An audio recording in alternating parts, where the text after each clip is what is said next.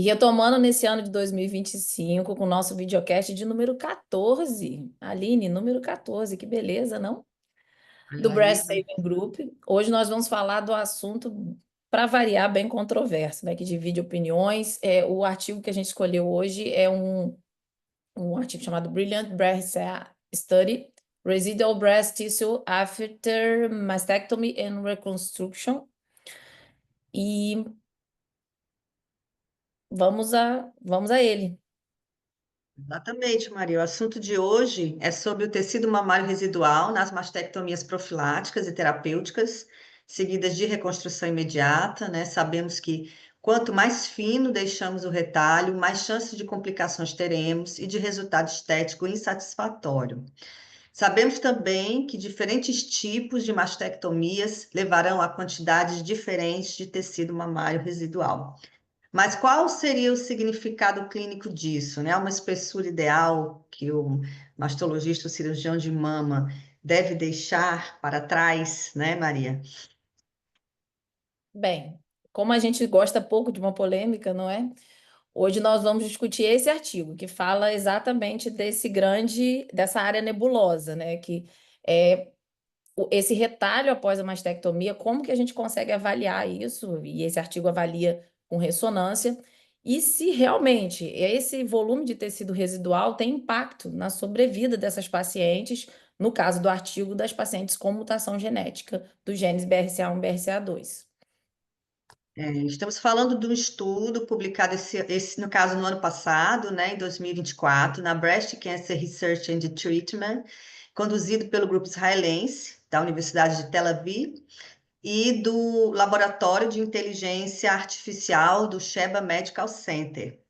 Esse estudo também tem a colaboração de outros autores da Noruega, americanos, como, por exemplo, a Mônica Moro, né, belgas e dinamarqueses. Então, é um estudo muito bem conduzido. E o objetivo do estudo foi utilizar uma ferramenta de avaliação por ressonância magnética do tecido residual após a mastectomia poupadora de pele e nipple sparing também mastectomy, tanto terapêutica como profilática nas mulheres portadoras de mutação, né, como a Maria falou, do gene BRCA, utilizando inteligência artificial, né, Maria? Como É é a esse nova desenho? queridinha, a nova Como é queridinha o do momento, IA.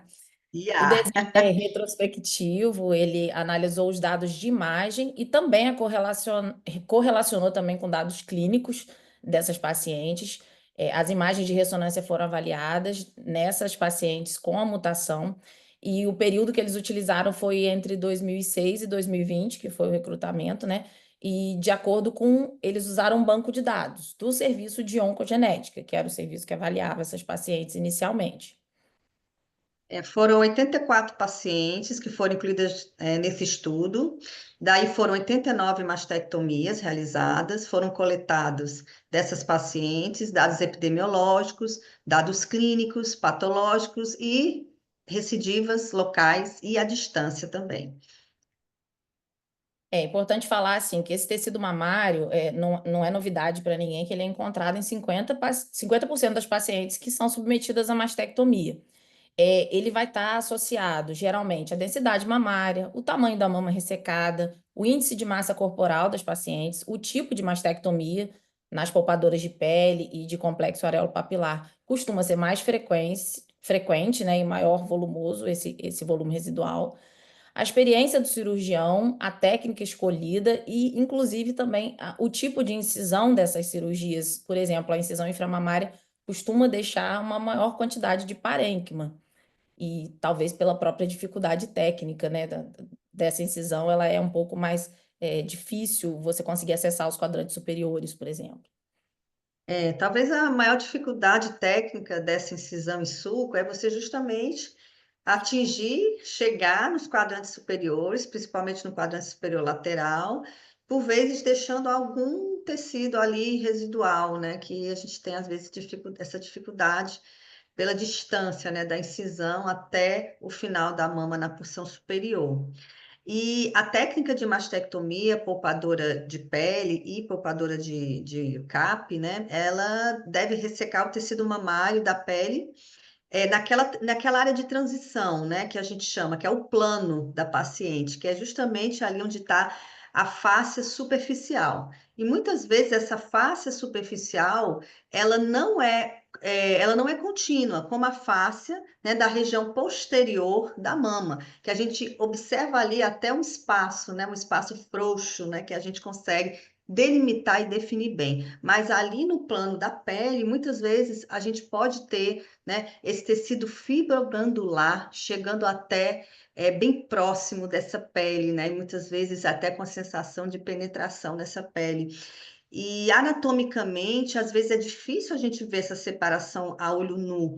E muitas vezes o cirurgião de mama, quando está planejando fazer uma mastectomia poupadora de pele, ele vai nos exames de imagem, principalmente na mastectomia, que a gente consegue ali avaliar a espessura, né? Ele prediz a espessura do retalho, né? Do subcutâneo que você vai deixar. Inclusive, assim, a gente acaba usando realmente essas imagens do pré-operatório para poder, né, fazer esse planejamento, mas lembrar que a área atrás do complexo papilar, ela não possui essa gordura. Então, necessariamente, existe a conservação do tecido, de uma parte do tecido residual atrás do CAP, porque senão a gente vai ter sempre desfecho favorável. Eu preciso manter a irrigação desse complexo areolo-papilar. Uma ferramenta importante nessa avaliação da gordura é a mamografia ressonância pré-operatória. Eu acredito que você também use, não é isso? Eles citam, inclusive, nesse artigo, eles citam um trial chamado Skinny, que mostra que a prática cirúrgica é importante nesses retalhos mais finos. E que, com o tempo, eu acho que é uma coisa até um pouco óbvia, mas tem o artigo descrevendo isso, que com o tempo cirúrgico, ou seja, quanto mais tempo o cirurgião tem de carreira, de prática, ele tende a deixar retalhos mais finos e tende a ter também melhores resultados, melhores desfechos. E mesmo nesse cenário, esse estudo mostrou 7,3% de tecido residual nos achados radiológicos do pós-operatório. Então, por melhor que o cirurgião seja, por mais prática que ele tenha, ainda assim a gente tem um tecido residual em 7,3%, né? É verdade. Assim, na realidade, essa é uma área até um pouco nebulosa, porque a gente não sabe ao certo, né, o impacto mesmo, de fato, que vai ter esse tecido residual no desfecho dessa paciente, né? Seja ela submetida a uma cirurgia curativa ou uma cirurgia profilática, são dois contextos diferentes também, né? E estudos nesse cenário, às vezes, são difíceis, né, de serem delineados e bem conduzidos. Mas o estudo Brilliant, né, que ele tem esse nome, as pacientes BRCA1 e BRCA2 mutadas mostraram uma recorrência local maior quando não eram submetidas à radioterapia no pós-operatório. Inclusive, as taxas de recorrência foram maiores do que no cenário conservador, né? Ou seja, 15,3% nas pacientes submetidas à mastectomia sem radioterapia versus 5,2% nas pacientes com cirurgia conservadora e radioterapia, confirmando a importância da radioterapia, né, no controle local, nas taxas de recorrência e risco também de recidiva, principalmente nessas pacientes mutadas, né, que não irradiaram. Então, a radioterapia no BRCA também ela tem um fator extremamente importante de diminuir as taxas de recidiva local, né, Maria? A radioterapia é aquele malvado favorito, né? Aquilo que a gente não gosta tanto, porque, obviamente, ele É, impacta no resultado estético final, mas a gente realmente precisa saber que é uma ferramenta muito importante no controle local.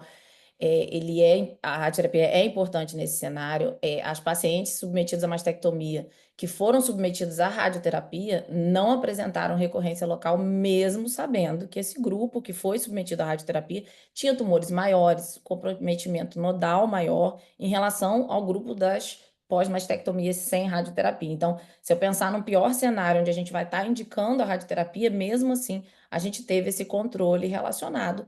É, a gente vai, tô dando spoiler, né? Mas a gente vai estar falando mais na frente. A radioterapia ela teve um impacto muito positivo, né, nessa prevenção da recidiva local. E esse estudo foi desenhado para avaliar a ferramenta de IA baseada na ressonância e identificar esse tecido residual após a mastectomia e a cirurgia reparadora com implante. É importante frisar que todas essas pacientes elas tiveram as suas mamas reconstruídas com o implante. Um dos objetivos dessa ferramenta foi justamente avaliar, né, esse tecido que você falou, detectar também alguns fatores que pudessem estar relacionados com o fato de você deixar uma maior quantidade de tecido residual ou uma menor quantidade, né? E ver se esse tecido residual estava ou não associado, né? Esse maior tecido residual estaria associado a um maior risco de recidiva, né? E impactando na sobrevida de recorrência local, principalmente. E o segmento foi 98 meses, foi até um segmento até considerável, né, para a gente avaliar recidivas, né? Então, eu achei um segmento bem interessante e apropriado para o estudo, né, Maria?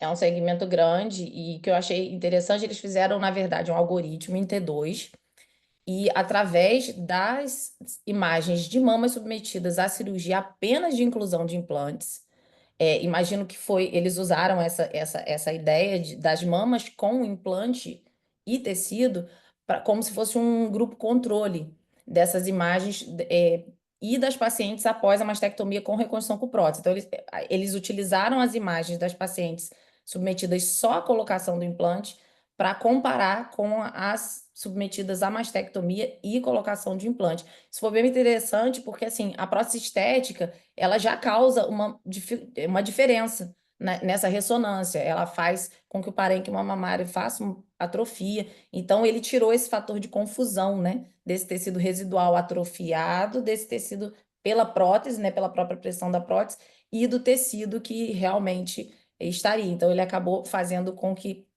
tirasse esse viés, né, de confusão que poderia existir. Eu achei isso interessantíssimo quando eles fazem dessa forma a comparação, né? A minha ideia quando eu comecei a ler o artigo é como que eles vão comparar essa, porque as técnicas são diferentes, o tipo de mastectomia é diferente, como que eles vão comparar esse parênquima, né? Então, eles utilizaram dessa ferramenta de pegar como base as ressonâncias das pacientes submetidas só à colocação do implante para ver esse percentual. Então, as pacientes desse estudo foram incluídas, né, as que possuíam ressonância avaliada pela essa ferramenta de inteligência artificial do Sheba Medical Center em Israel, no pós-operatório da mastectomia com reconstrução com próteses, né, em até um ano após a cirurgia. E essas recorrências, elas foram documentadas como o primeiro evento. Qualquer recorrência local, né, ou recorrência à distância é até 3 meses de cirurgia. E a recorrência local, se ela acontecesse após a recorrência à distância, ela não foi documentada como recorrência local nesse presente estudo, não é isso, Maria? Isso. Pronto. E no protocolo de imagem, né, de mulheres de alto risco, mutadas de BRCA, mutação em BRCA, após a cirurgia redutora de risco, eles têm um protocolo de fazer a ressonância 6 meses após a cirurgia, alternando a cada 6 meses com ultrassonografia e mamografia. Mas, nesse presente estudo, eles consideraram até um ano da cirurgia podendo ser feita essa ressonância, né?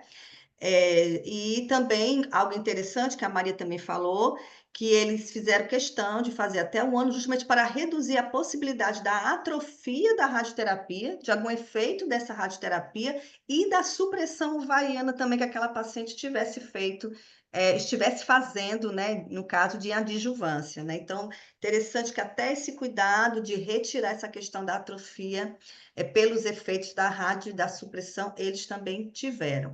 E a avaliação do tecido residual foi feita sem saber nenhuma informação sobre o tipo de cirurgia, se era profilática ou curativa, né?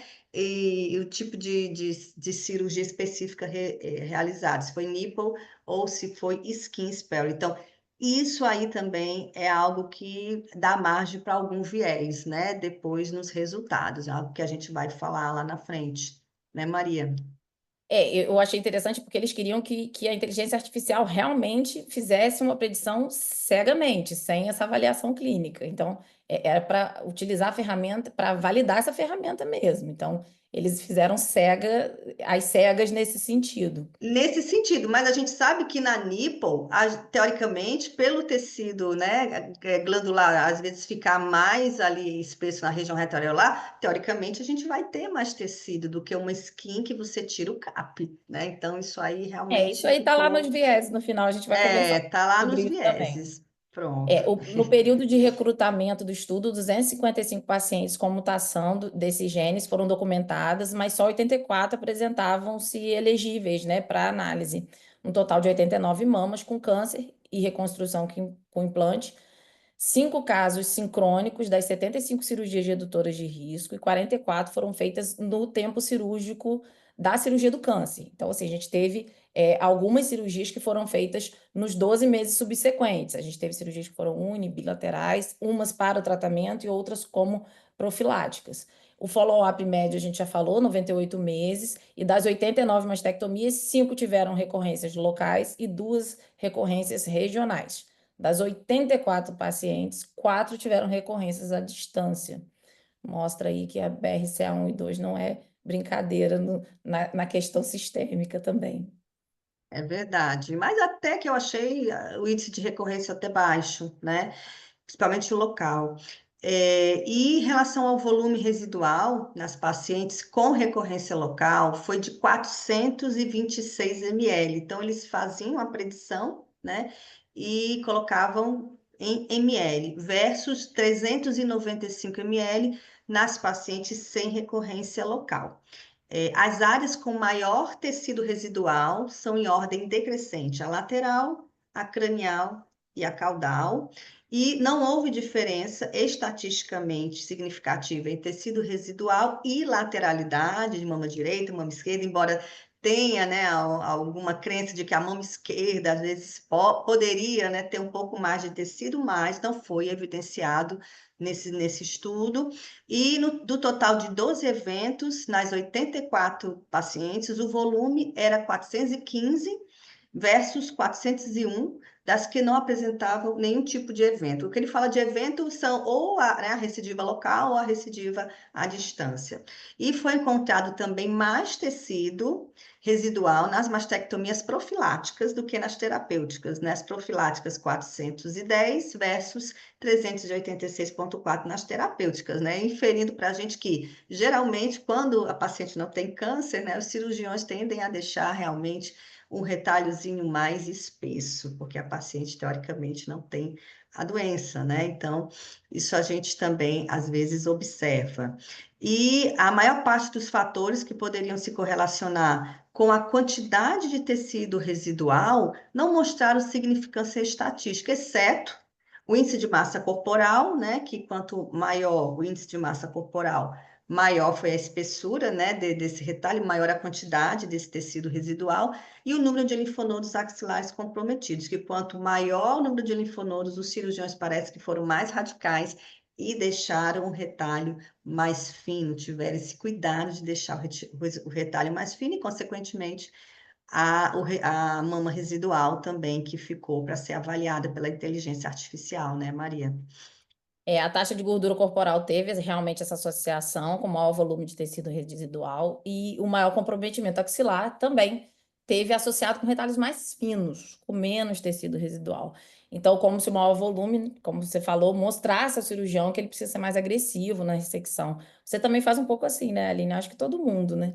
Quando o caso parece mais extenso, afinamos mais o retalho, e e quando não, a gente tende a deixar o retalho um pouco mais organicamente, um pouquinho mais grosso para poder ter um desfecho melhor, até do ponto de vista estético.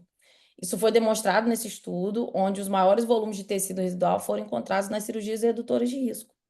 É como se fosse aquela luta interna do cirurgião, né? Resseco, afino mais o retalho, deixo ele mais espesso para irrigação, diminuir as complicações pós-operatórias, aquela velha a dificuldade técnica, né? Na hora da gente estar sempre com esses dois fatores na balança. Você É, também faz um pouco assim, Aline? mais ou menos. Então, assim, eu geralmente, Maria, independente, né, se tem comprometimento de pele, eu vou ter que tirar a pele, não adianta, né? A gente vai ter que chegar ali na pele, a pele sai, né? Se está muito perto do capo, o capo sai.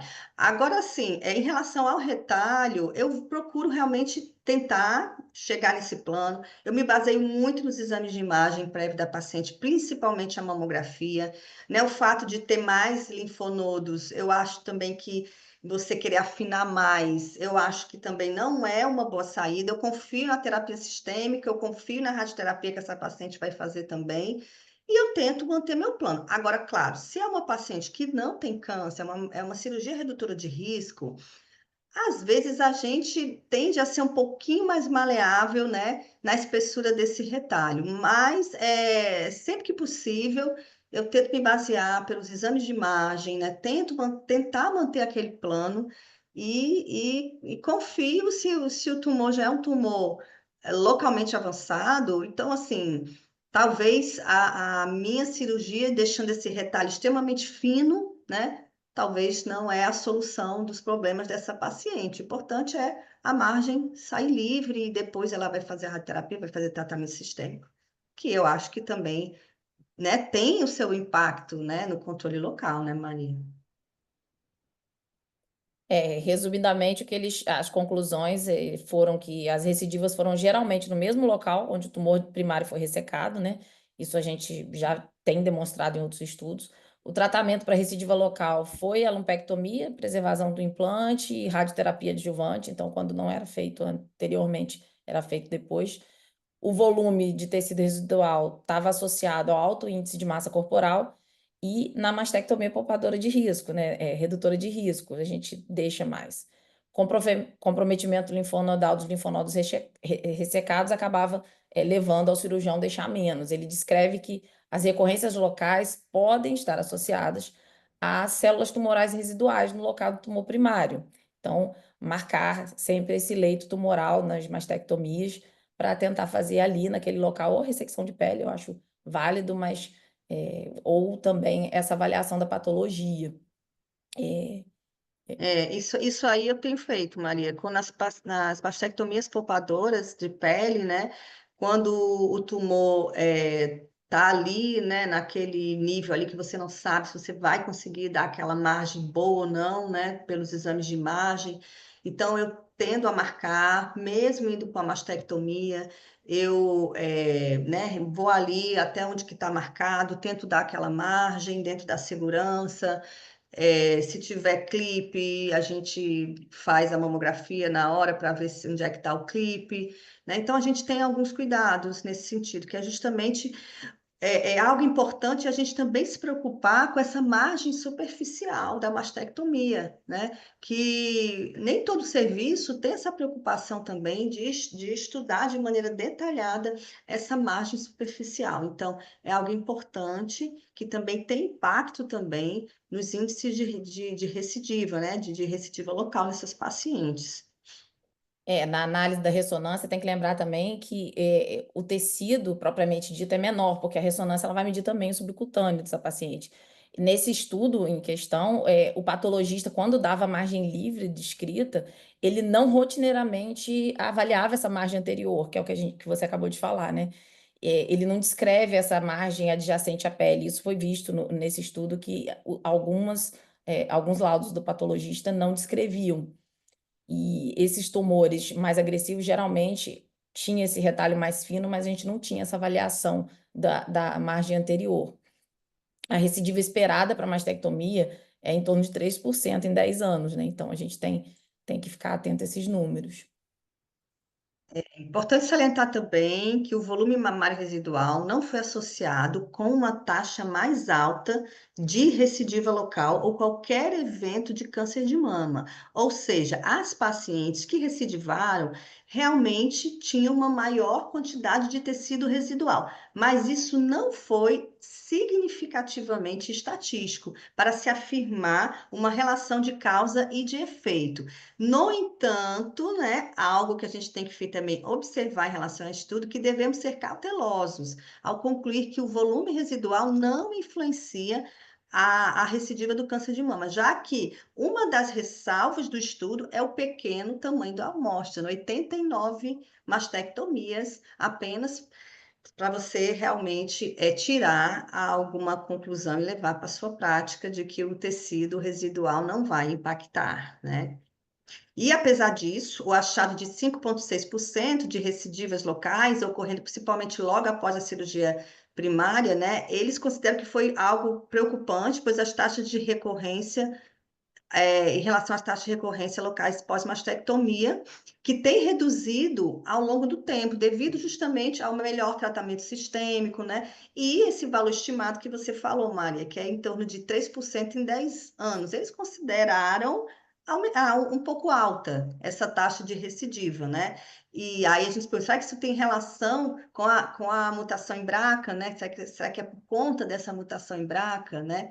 Mas se você for avaliar, né, das 89, só apenas 4 recorreram, né? Também, teoricamente, não achei tão alto assim, né? Mas eles consideraram algo bem importante. Mas todas as pacientes que fizeram radioterapia, nenhuma recorreu, né? Que é algo também que eles levantam, né? E colocam a importância da radioterapia nessas pacientes. E lembrando que também a gente não tem nenhum guideline, né, para segmento com a imagem das pacientes após a mastectomia. E recomenda-se, e também não se tem um guideline de recomendação de nova cirurgia, caso haja alguma quantidade significativa de mama residual, né? Então, cada um faz de um jeito, você acompanha de um jeito, acompanha talvez de outro, né? E tem pessoas que nem fazem exames de imagem para avaliar esse parênquima residual e ficam apenas no exame físico, né, Maria? Como você costuma fazer esse segmento? Você faz Isso exames de foi até imagem? uma discussão no nosso grupo, né, que eu não costumava fazer mamografia nesse pós, né, nesse segmento dessas pacientes, e aí a Gláucia mostrou, por exemplo, um caso de microcalcificação que não teve nenhum tipo de descrição nos outros exames, e realmente aquilo faz a gente pensar um pouco. Eu costumo fazer ressonância, exame físico e ultrassom, alternando. Eu acho que essa paciente tem que estar próxima, por mais que a gente tenha feito uma cirurgia com uma ressecção do máximo possível de tecido glandular, ela ainda é uma paciente de alto risco, principalmente nas pacientes com BRCA mutado. Eu realmente costumo não deixar elas muito soltas, não, tá? Eu costumo fazer avaliação com imagem, sim, e alternando os exames. Eu acho que a ressonância anual está de bom tamanho, a cada 2 anos, dependendo. Tem pacientes que não fazem ressonância por fobia, a gente acaba fazendo a ultrassom e o exame físico. Também acho que vale a pena, mas deixar essas pacientes soltas, está resolvido o seu problema, você já fez a retirada das 2 mamas, não precisa fazer mais nada, realmente, eu acho um pouco demais. Como todo estudo, né, voltando a ele também tem lá suas limitações e viés, e aqui entra algumas coisas que a gente tinha discutido um pouco, tinha pincelado lá antes um pouquinho, e as limitações são basicamente, né, ele é um estudo retrospectivo, a gente tem um número limitado tanto de pacientes quanto eventos. Não foi feita a diferenciação de nipple sparing e mastectomia poupadora de pele. Eu achei isso importante, porque realmente as técnicas são diferentes, o volume é diferente, e não foi feito esse tipo de diferença, diferenciação na hora da análise. Implantes pré e pós-peitoral e subpeitoral, não foi feita essa diferenciação. Será que essa musculatura não impactou na avaliação da inteligência artificial, da espessura do retalho? Será que ela não entrou aí como retalho? Não sei. E alguns fatores relacionados ao tumor também não foram diferenciados, como multicentricidade, a distância na pele, presença de infiltração linfovascular ou não. Eu acho que assim, né, é claro que nenhum estudo é perfeito nesse sentido, mas a gente tem esses detalhes, né, relacionados a esse estudo em si. Isso, Maria, várias limitações, né, foram reconhecidas pelos próprios autores, né, mas, entretanto, nenhuma paciente com câncer de mama que fez a profilática contralateral recidivou, Será que foram pelos tratamentos que ela faz na adjuvância que protegem a outra mama, ou foi a espessura do retalho que pode ter influenciado, né? Daí a importância de ter estudos mais controlados, inclusive separando, né, essas variáveis, de preferência até randomizadas, para que a gente possa realmente ter mais respostas a respeito disso e levar para a nossa prática diária, porque a gente sabe sim que o tratamento da mama com câncer vai proteger a outra mama também, de certa forma, né?